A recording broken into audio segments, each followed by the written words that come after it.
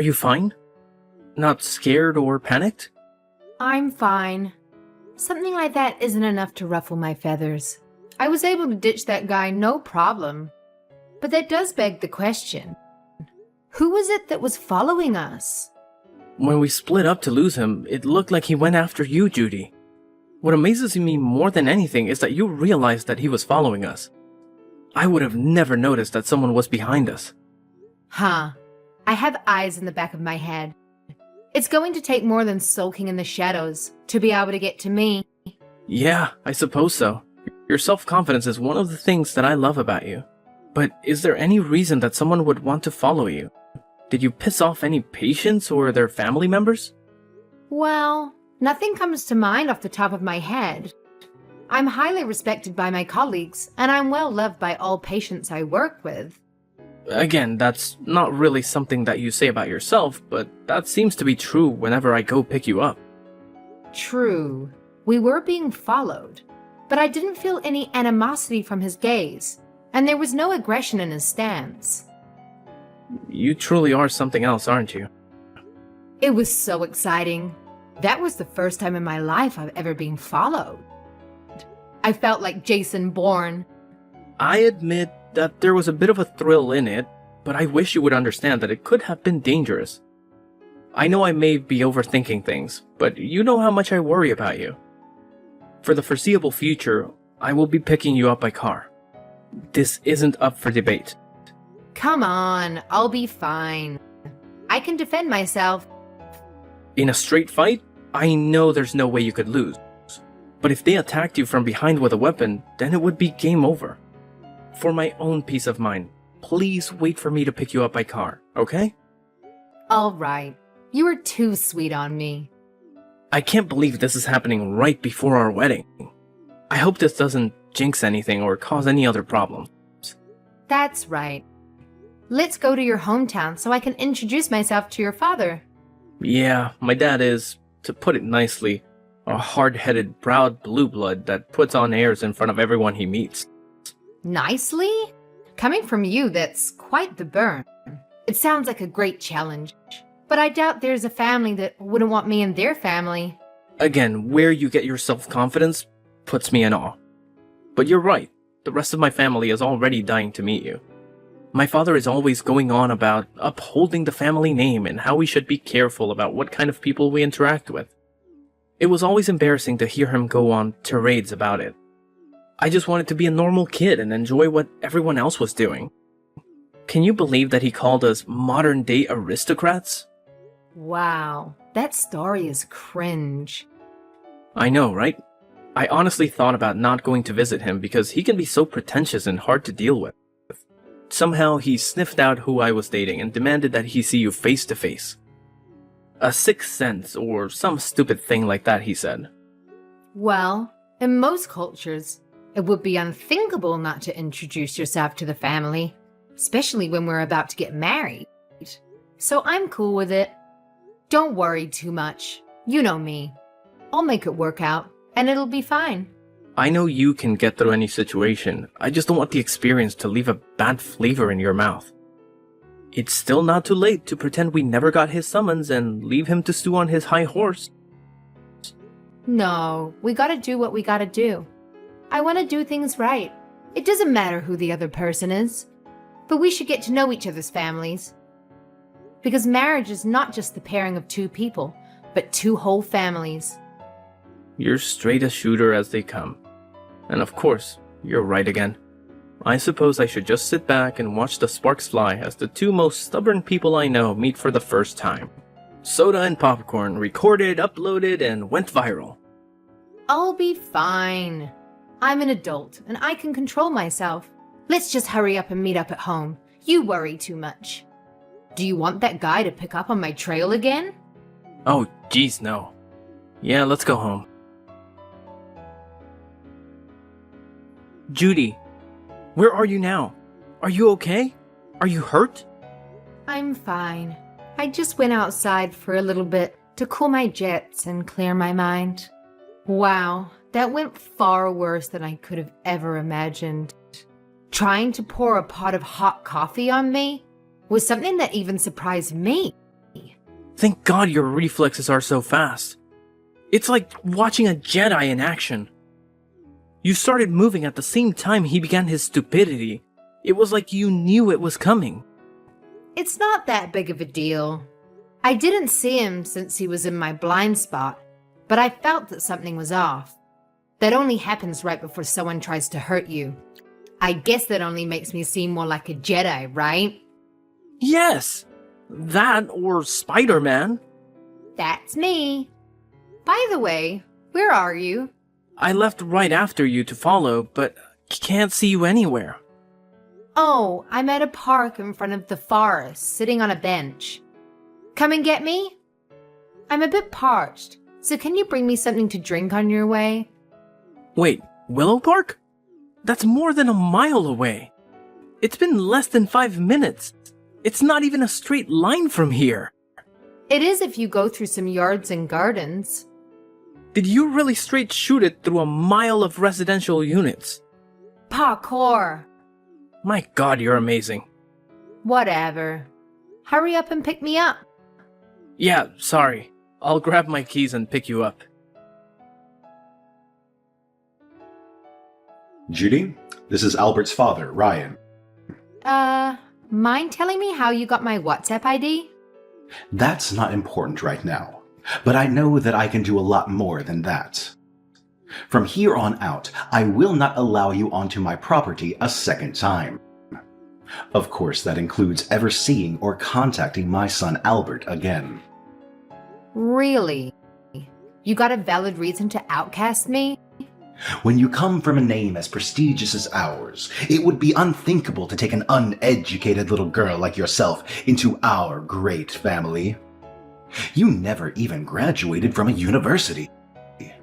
There is no way I could let my grandchildren be raised by someone who could barely get a GED. No worries there, pal. I have no intention of ever being in the same room as you ever again. However, I will marry Albert, as promised, with or without your blessing. Never. Who would be foolish enough to ever marry you? Your family is poor as dirt. How could you imagine standing eye to eye with a family of our caliber? How dare you think you could pollute my bloodline with your filthy peasant DNA?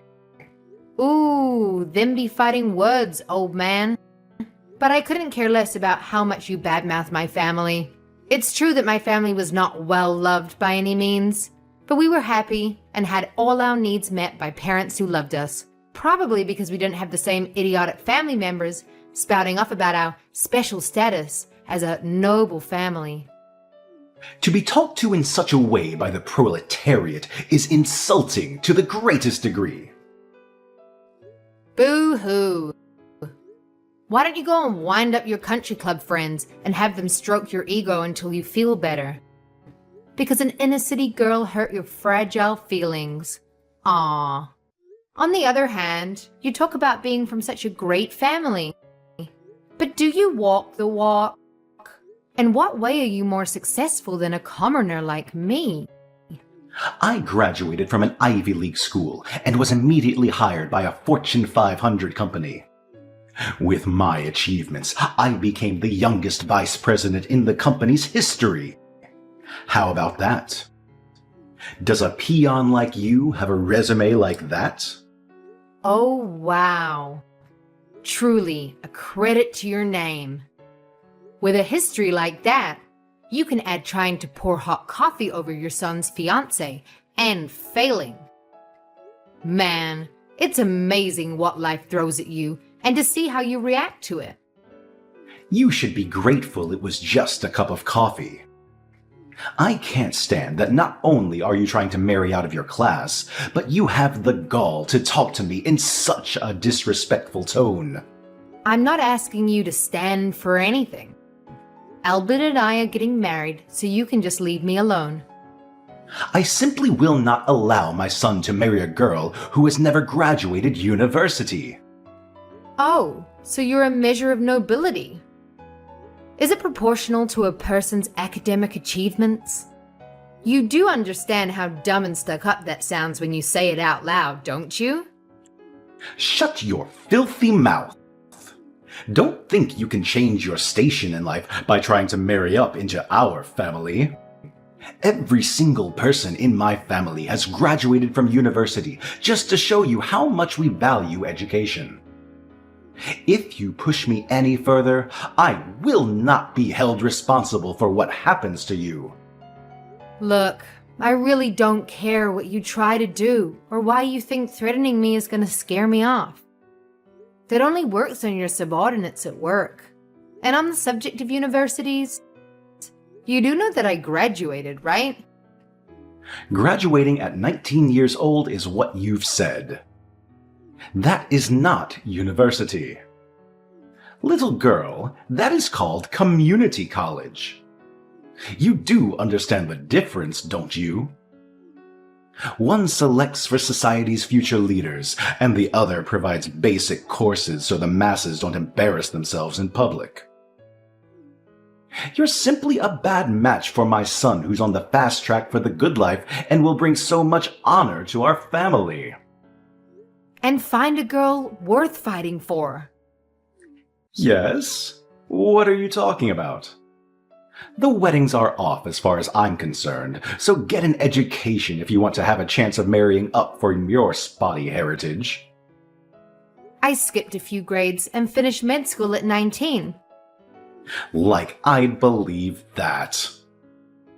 At 19, I graduated med school and then got a master's on the side, just to kill some extra time. A master's at 19?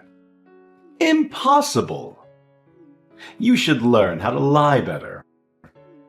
It would take superior genius to even come close to achieving that. A real lie needs to have a modicum of truth in it, or at least be somewhat believable. Playing along with your fantasy world for a little bit, why didn't you tell me this sooner? That might have bought you some time. When I did try to tell you, you decided to preempt me with aerial coffee entertainment followed by kicking me out of the house. I don't have time for gossip and fake news. So you want to add to your whopper and tell me that you're a doctor at some clinic? Almost. I'm the head of the pediatric department at the university hospital. You can drop the facade. It's not funny anymore, and I'm just sad now. I've already looked into your past to have your old past in front of me now. Least of all, I know you're not a doctor, so you can come clean with me. Oh, it's good to see a Christian keep his part of the bargain. How do you know Christian? It's fine and dandy to use private eyes to get info on a person, but you really should use people who you know are good at their jobs. It was like being tailed by a blind elephant over the savannah. It was cute. You can try to hide, but whenever I turned around, there he was. Poor effort. After I got tired of that game, I got behind him and he almost soiled himself when I grabbed him by the collar. I then persuaded him to tell me who his employer was. Impossible. He's a 30-year veteran with us and served in a recon unit in his youth. I've been relying on him for years, and he's never made a mistake. You gotta be kidding. It was like playing peekaboo with an infant with no sense of space. Anyhow, I had him pass on false information to you in order to find out what kind of person you really are. I wanted to give you the benefit of the doubt, despite Albert's unflattering portrayal of you. So I told Christian to hide the fact that I'm a doctor. Albert and Christian both? Can you blame him? With your temperament and outlook? I've also taken the liberty to release our chat logs and the dirt I've dug up on you and your investors. What? Why would you do something so unnecessary? Well, according to your words, it would be unacceptable to allow dirty blood to pollute the system, right? The same goes for business. One bad apple can cause the whole batch to go bad. Isn't that how the saying goes? You're saying I'm the problem? Impossible! I've done so much for the company. They wouldn't do anything to me, would they? Dunno. Tell that to the person who's going to be reviewing your case and deciding your fate. Telling me of your triumphs and tribulations is just a bother. Why would anyone at my company trust you? How could you even get anyone on the board's attention? I'm a very famous and popular doctor in higher circles, so I do have acquaintances in almost every industry. In fact, I've known about you for a while. I've not even told Albert about this part of me. I'm about to teach you how to really get dirt on people. Haven't you had enough fun at my expense? How long must I put up with your blasphemy? Do you have any idea who you're dealing with? Have you any clue what I will do to you if you make me your enemy? Fully. Because I have no fear of some unemployed old man who got fired from his job for being a toxic lowlife. Fired? Who's been fired? Are you talking about me? Blackmail 101. Your termination is one of my demands for not releasing your dirty laundry to the world and tainting your company's good name. Any company would throw a useless president under the bus in order to maintain their quality in the public eye. That'd be a breach of contract on their part. How devious are you? Everything you're doing is illegal. Illegal, you say? I guess you would be an expert on what's illegal, wouldn't you? You know better than anyone that you should be terminated at the company. It can't be. As I said before, I've thoroughly investigated you. I wanted to know what I would be marrying into, just in case it could negatively affect me in some way. Albert is an angel and doesn't have a bad bone in his body. That comes from his mother's side. Unfortunately, the same cannot be said about his paternal side. Be honest here. There is something you need to apologize to your company about, isn't there? That's unprovable, isn't it? How could you know? You're lying. You're just trying to entrap me. Really? Maybe I should talk to your wife first. I bet it would be hard to admit that to her, so I'll tell her in your stead. Stop. Fine. You win. My God, what are you? I may have temporarily transferred company funds to partake in the services of an escort enterprise. You paid for a whore using the company's money? That'll get you fired from any job. Wait, I had a good reason. I truly did. Yes. You truly loved the girl and wanted to help her out of a bad situation. Yeah. You fell for the hooker with a giant heart of gold. But you, sir, are now Richard Gere. You do understand that admitting that you love another woman isn't going to be taken well by your family, right? And I know how serious about her you were by the amount of cash you dumped into her scheme. She said she would leave her boyfriend for me. She just needed money to free herself. I could afford it, but I couldn't withdraw an amount that large without drawing suspicion. So I planned to pay it back to the company little by little. See, it wasn't stolen. I just borrowed the company's money for a short time. In fact, I've already returned it in full. I know that as well. You aren't the type of person to stick your hand in the cookie jar without some way to separate yourself from any blame or wrong. While the books balance out at the end of the day, it doesn't change the fact that a bigot also tried his hand at a misappropriation of funds. You know what that means, right? Why are you so intent on messing up my life? You're going past the line of threats, all the way to plain cruel. I had no intention to go so far, but once I had you on the ropes, the adrenaline began to flow, and I was taught to always go in for the kill. You witch! Where are you? Get back here right now! Found by me. What do you intend to do, little old man? I will make you regret crossing me. Get back here so I can teach you a lesson you'll never forget. Lines fitting for a bargain bin gangster before the main character puts him in his place. Hardly the words meant for a beautiful young, strong-headed woman like myself, unlike a crotchy old hidebound materialistic fogey. Whoa! I feel like the protagonist in a superhero movie. I feel a little sorry for you. But wait a tick, I'll be with you in 2 shakes. Well, we'll see if that mouth can spout the same poison after I'm done with you. You've had enough yet? Want to go another round? I don't think the results will change, but the offer still stands. What are you? How are you so fast and strong? I'm as fit as a 30-year-old and was an amateur boxer through school. My dad was a drill sergeant and was a part-time UFC fighter to make ends meet.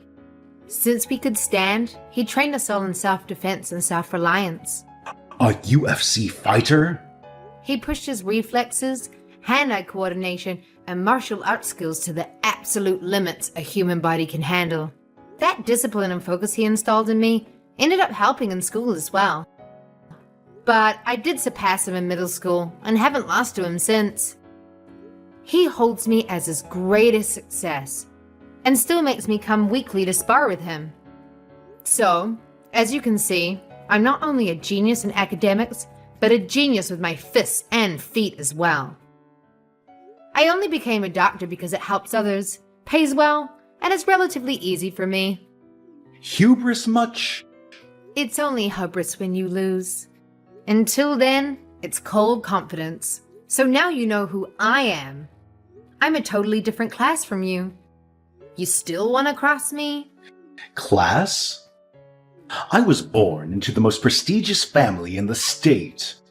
What do you know of class? Wow, you still have a goal to speak of class. Then get ready for spring 1917, comrade. Albert's father, Ryan, was found unconscious on his front lawn after that huge disagreement. I mean, talk about a dramatic scene, right? It was like something out of a soap opera. Anyway, turns out that it wasn't the only thing going on with old Ryan.